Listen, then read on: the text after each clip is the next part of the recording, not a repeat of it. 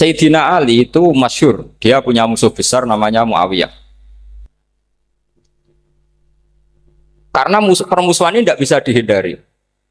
Jadi kalau dalam fikih Islam ini anak-anak saya ajari fikih. Kalau orang mukmin membunuh orang mukmin itu hukumnya dosa besar apa kecil? Besar. Itu di bab kisos. Tapi orang fikih itu unik. Di fikih itu ada kitab usial namanya. Di takrib ada kitab usial. Dan di situ ada penjelasan mangkutila dunamali fahuwa syahid. Orang yang dibunuh karena membela hartanya atau keluarganya, itu dia mati syahid.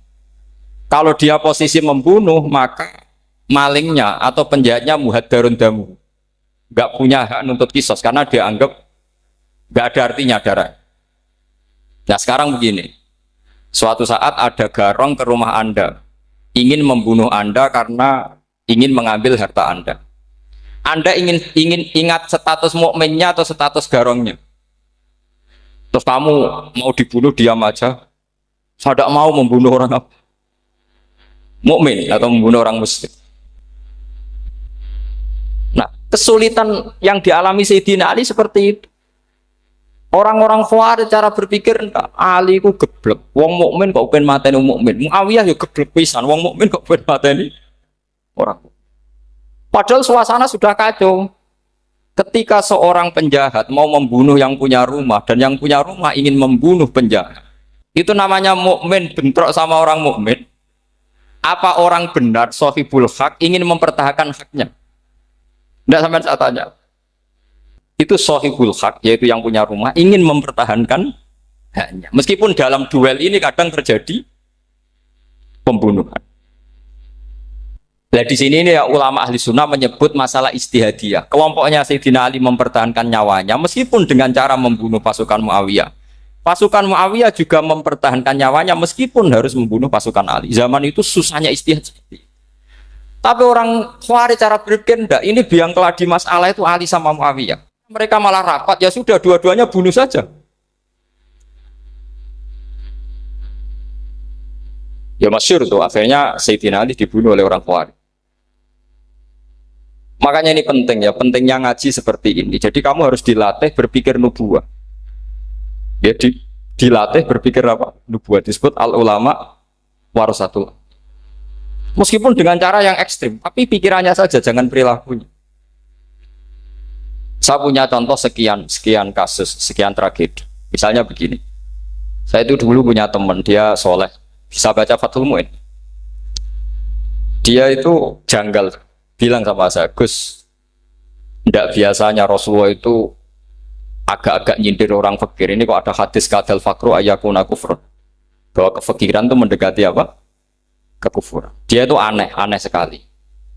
Biasanya tidak biasanya Rasulullah kritik seperti itu. Walhasil ini singkat cerita, anak ini ngalami satu trauma. Dia itu miskin. Gara-gara miskin gitu jadi buruhnya orang non muslim dan sering disuruh nganter majikannya itu ke tempat-tempat lokalisasi. Dia mulai mikir, ini gara-gara fakir saya harus nganter orang ke lokalisasi. Mulai ingat dia, sedekah Rasulullah, ini gara-gara fakir saya jadi pengantar orang ke lokalisasi. Suatu saat majikannya itu benar-benar bangkrut, malah tidak disuruh nganter, pokoknya carikan yang cantik bawa sini. Pusing. Dia akhirnya walhasil lari terus keluar, terus dia cerita betapa ekstrimnya fakir sehingga gara-gara fakir saya harus jadi penolong orang yang mau apa mak. Anda boleh berpikir ekstrim, tapi ekstrim dalam melawan kemungkaran itu tadi. Saya nggak boleh jadi fakir, tapi takutnya fakir yang nanti jadi alat kemak. Imam Ghazali juga punya contoh seperti itu. Imam Ghazali pernah marah besar ketika tren di Baghdad itu orang belajar fikih semua. Hatta la yakuna thamma tabibun illa min ahli dhimmah, kata beliau. Sampai di Baghdad itu tidak ada dokter kecuali orang kafir dhimmah. Akhirnya kalau ada ulama sakit, saya masih ingat pas kecil, kalau ada ulama sakit itu tidak boleh dibawa ke rumah sakit. Takutnya ketemu dokter muslim, non muslim malah disuntik langsung apa? Mati. Akhirnya ulama saat itu berfatwa, orang Islam harus ada yang jadi dokter. Banyaklah gus-gus yang sekolah ke dokter. Yang masyhur seperti Sahal bin Abdul Fattah. Itu dulu putranya Ki Fatah yang menolong Mbah Mahfud saat sembunyi. Saking idolakannya Basal, anaknya dinamakan Sahal, tapi dia jadi dokter spesialis bedah. Begitu seterusnya urusan negara. Dulu itu orang jabat itu tidak boleh, karena jabat itu dekat dengan syubhat, dekat dengan haram. Tapi gara-gara pejabatnya non-muslim, kalau bikin aturan ya ala non-muslim. Ulama akhirnya sadar, andikan kita yang jabat pasti tidak seperti itu. Bisa bikin perda ini, bisa bikin pelaturan begini yang menguntungkan Islam. Nah, jadilah banyak pejabat yang sekarang muslim. Tempat-tempat maksiat diobrak-abrik sama Satpol PP macam-macam. Kita untung. Tapi kalau orang-orang Khawarij pikirannya pokoknya pejabat itu dekat dengan haram, dekat dengan syubhat. Padahal dengan kita jabat bisa bikin perda atau apa yang menguntungkan Islam. Kemudian menjadi masalah baru secara fikih. Ini adik-adik dengerin biar kulino senam fikih. Kalau caleg soleh, misalnya Mas Nadif nyalek, ini tadi tak guyoni, mau jadi bupati ndak, kalau ya mau saya dukung. Jadi misalnya gini ya, Zaid sama Bakar, misalnya Bakar itu orang soleh, mau jadi calon lurah. Dia tahu kalau dia lurahnya kampung lebih baik. Kalau yang jadi ini Zaid, itu kampung itu rusak, karena dia suka dugem, suka macam-macam. Kemudian Zaid ini pasti jadi karena beli suara. Misalnya per kepala itu dibeli 50.000. Bakar ini kalau nggak beli suara kalah. Padahal dengan kalahnya Bakar artinya kemenangan kemungkaran. Itu zaman era Fathul Mu'in, muridnya Ibnu Hajar Al-Hitami. Ibnu Hajar muridnya Abu Zakaria Al-Ansori itu fatwa. Yang soleh ini wajib beli suara, bukan boleh, wajib beli suara. Tapi ini namanya tidak nyuap, perlu dicatat. Ini namanya tidak nyuap. Jadi tidak bisa kamu kaitkan misalnya ar-rosi wal murtasi finnar. Yang nyuap maupun yang menerima suap adalah sama-sama di neraka. Tidak bisa seperti itu. Karena logikanya dibalik. Sekarang Bakar ini beli suara itu untuk membeli kebenaran, untuk mengawal kebenaran. Zaid beli suara untuk menopang kebatilan. Berarti namanya Bakar ini penyuap atau pembeli kebenaran? Pembeli kebenaran. Harus dibedakan. Nah, ini pentingnya ulama. Memang nyatanya seperti itu. Yang dikatakan nyuap, riswah itu adalah membayar uang li'ib tolil hakti untuk membatalkan kebenaran atau membenarkan kebatilan. Itu namanya nyuap. Tapi kalau mengeluarkan uang untuk menghakkan barang hak dan membatalkan barang batil, itu namanya uang perjuangan. Nah ini pentingnya mikir. Jadi ulama itu mulai dulu sudah kreatif. Nah sekarang sudah banyak orang-orang khusyuk yang biasa di masjid khusyuk. Kalau ditanya zaman akhir rusak kabeh, wong soleh-soleh wis nyuap.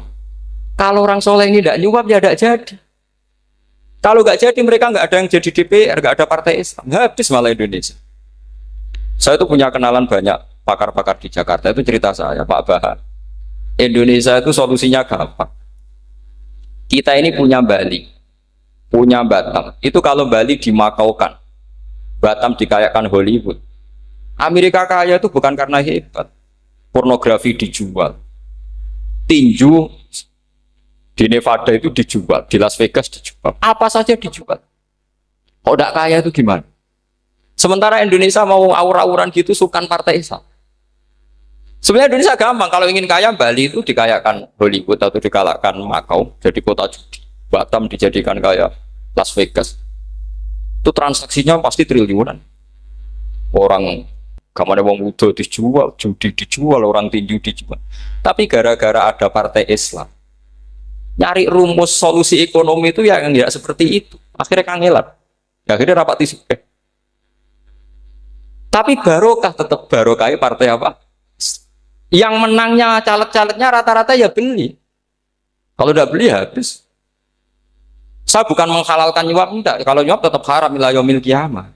Tapi kalau suratul masalah seperti ini kamu mengatakan suap itu beda. Ini suratul masalah yang tidak ada kaitannya dengan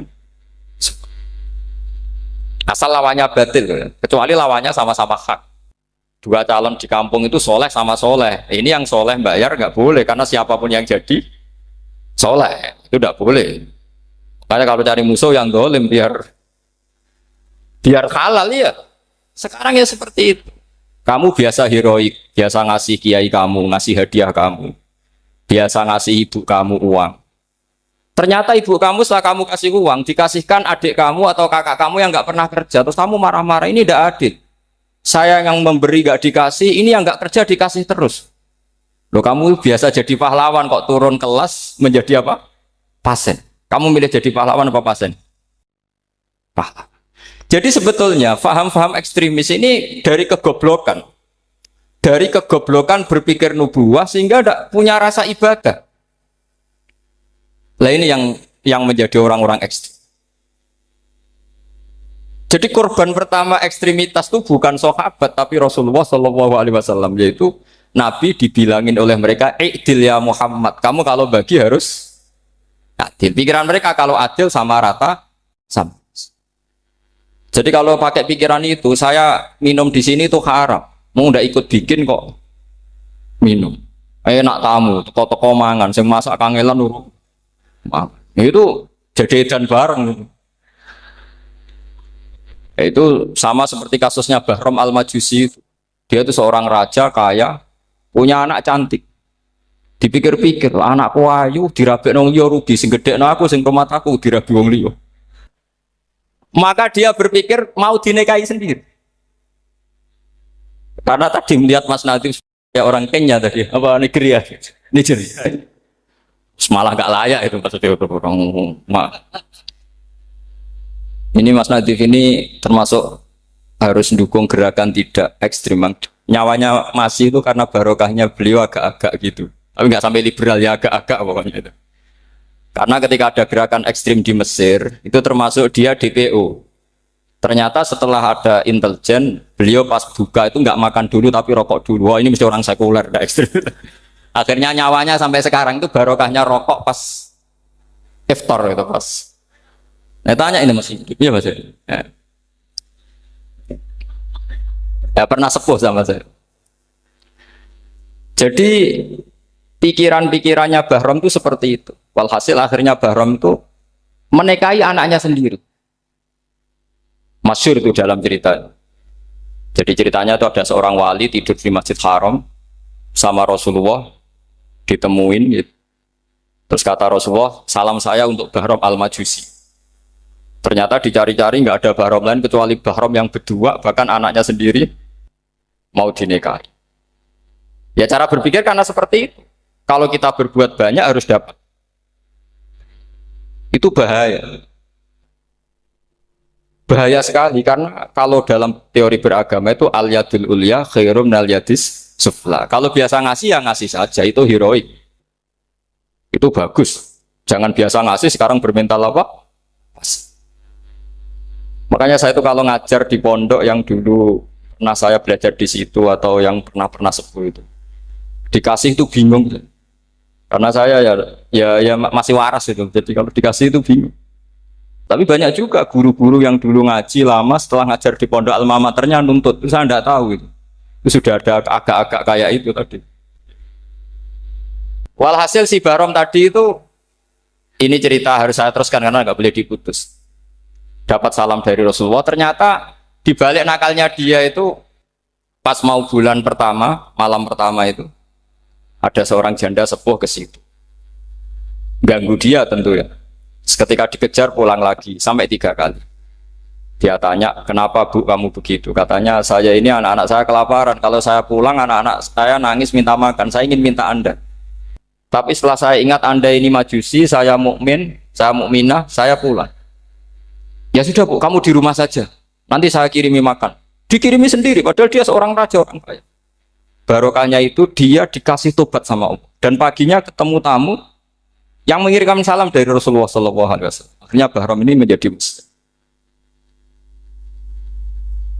Tapi intinya berpikir seperti tadi itu salah, bahwa kalau saya jasa banyak harus mendapat apa?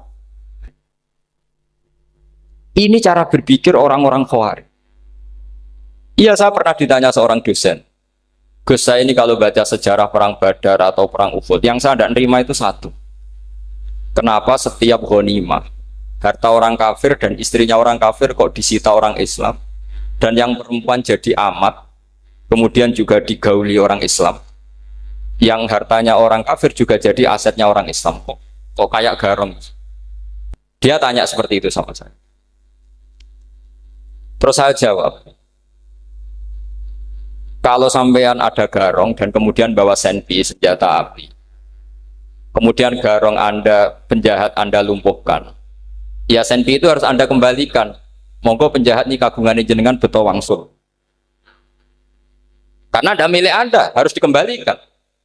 Wah, tidak bisa Pak, kalau saya kembalikan pasti dipakai jahat lagi, dipakai kriminal lagi. Ya sama, kalau asetnya orang kafir dikembalikan ke orang kafir akan menjadi aset kekafiran lagi untuk menghancurkan kita. Nah, perempuan juga sama. Perempuan itu alat produksi. Jika perempuan tadi dikembalikan ke orang kafir, maka kamu menolong populasi orang. Ya seperti itu. Paham? Makanya disita dalam perang loh ya, tapi dalam perang yang legal. Nah itulah kenapa amat halal. Makanya di Quran itu illa ala azwajihim aw ma malakat ayman. Paling enggak itu masih ada ulama atau pemikir atau ustadz siapa saja yang bisa memahami logika apa?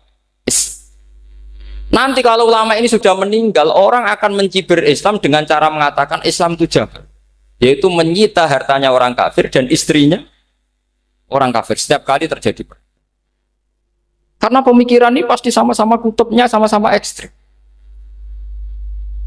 Nah ini penting saya katakan. Makanya masyhur itu perdebatan Sayyidina Ali dan Muawiyah. Ini saya kutip sedikit. Ini ya sama-sama berpikir ekstrim, tapi ekstrim yang baik. Walhasil dalam satu kerja bakti di Masjid Kuba, itu ada sahabat namanya Ammar. Ini di depan umum, ini penting. Kalau dalam ilmu hadis di depan umum ini penting karena nanti menjadi mutawatir. Beda dengan hadis yang Nabi ngendikan sama 1-2 sahabat, namanya hadis ahadi. Di depan umum Nabi guyon gini sama Ammar, ya Ammar waihak taktuluka alfiatul baghiyah. Ammar, kamu ini nasib kamu itu agak sial. Karena nanti yang membunuh kamu itu kelompok yang tidak benar. Alfiatul baghiyah itu kelompok yang tidak benar. Itu disaksikan sekian sahabat. Walhasil suatu saat Ammar ini ikut perang dan ikut pasukannya Ali dan terbunuh oleh pasukannya Muawiyah. Seneng Ali. Walhasil Ammar ditemuin sama Ali. Ya Muawiyah, al-ana dhuhara bi anna fi'ati haqqun wa fi'ataka baghiyah. Sekarang kelihatan siapa yang benar. Saya yang benar, kamu yang salah. Kenapa? Karena Ammar kelompokku dan terbunuh oleh kelompok kamu. Padahal kata Rasulullah yang membunuh Ammar adalah kelompok yang salah. Muawiyah pintar sekali, dia jawabnya gini, laula kama kutila Ammar. Ammar terbunuh karena bela-belain kamu. Kalau kamu tidak nyuruh dia perang juga nggak terbunuh kan. Jadi kamu ikut andil terbunuhnya siapa? Ammar. Tapi apa kata Sayyidina Ali? Idzan qatala Rasulullah Hamzah. Kalau teori itu Anda pakai, Rasulullah pun membunuh Hamzah. Sekarang Hamzah perang karena suruhan siapa? Rasulullah. Yang membunuh Hamzah siapa? Wahsy. Kalau teori itu Anda pakai, berarti Rasulullah pun membunuh Hamzah. Terus fasa kata Muawiyah, terus Muawiyah diam.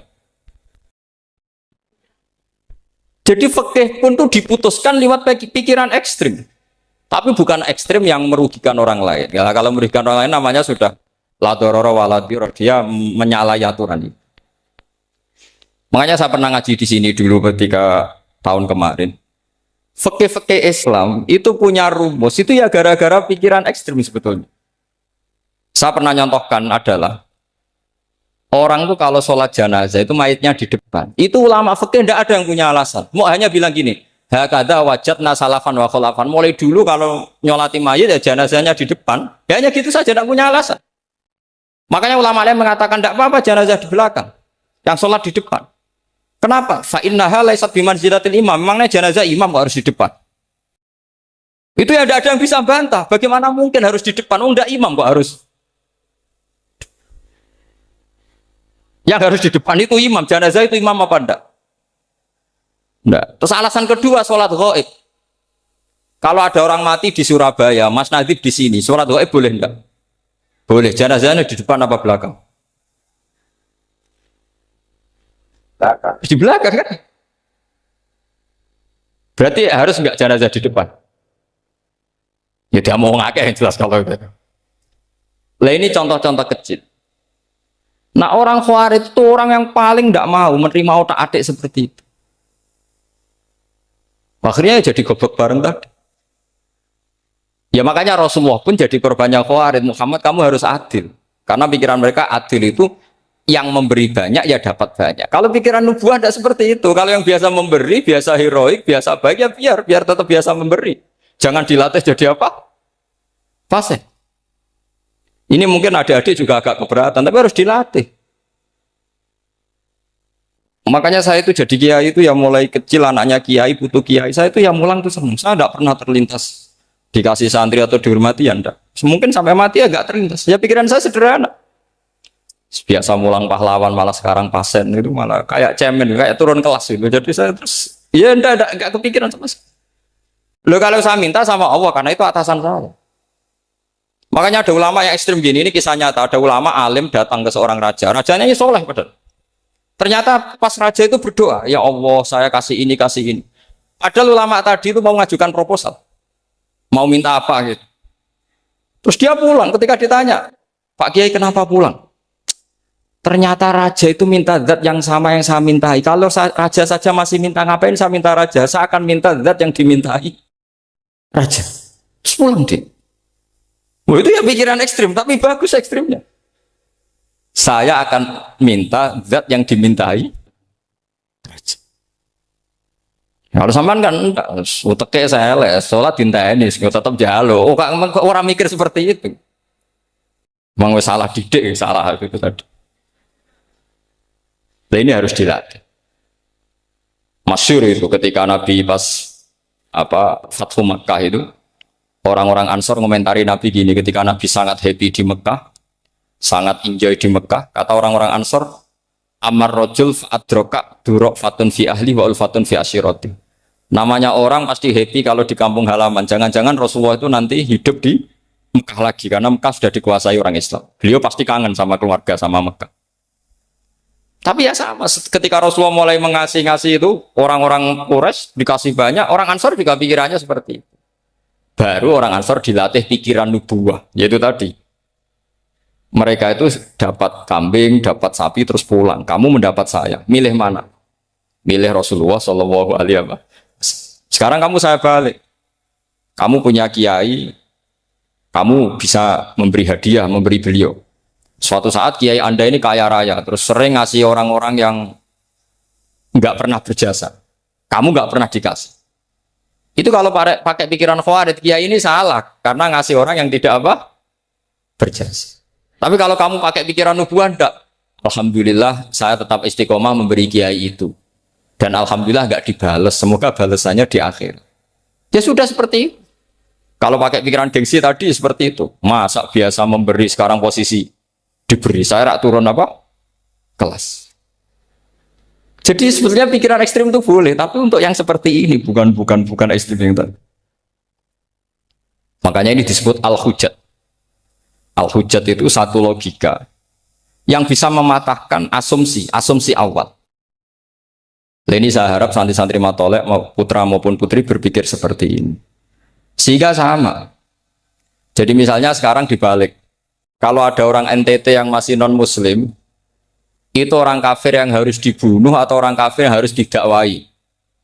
Mesti pikirannya itu, kalau Nabi itu ya semua yang didakwai Nabi dulu orang kafir. Nah, ketika Nabi di Mekah itu pertama ketemu orang kafir itu dibunuh atau didakwai? Didakwai. Ya berarti pilihan sekarang ya didakwai bukan dibunuh. Nah soal perang itu perang itu beda dengan membunuh. Ada janjinya, ada macam-macamnya, terus nggak ada solusi, itu baru ada apa? Jadi kalau sudah dibalik-balik gitu, makanya kata ulama-ulama, Khawarij itu pasti salah. Pasti salahnya adalah kalau orang nggak benar ya dibenarkan, bukan dibunuh. Kalau setiap orang kafir dibunuh, Nabi kapan jadi nabinya? Karena orang kafir habis. Jadi metode bil hikmati ada, metode hasanah ada, karena orang kafirnya sudah apa? Mati. Pertanyaan kedua, kalau Nabi harus ekstrim ngapain? Yang awal Jibril, halnya Israel lebih efektif.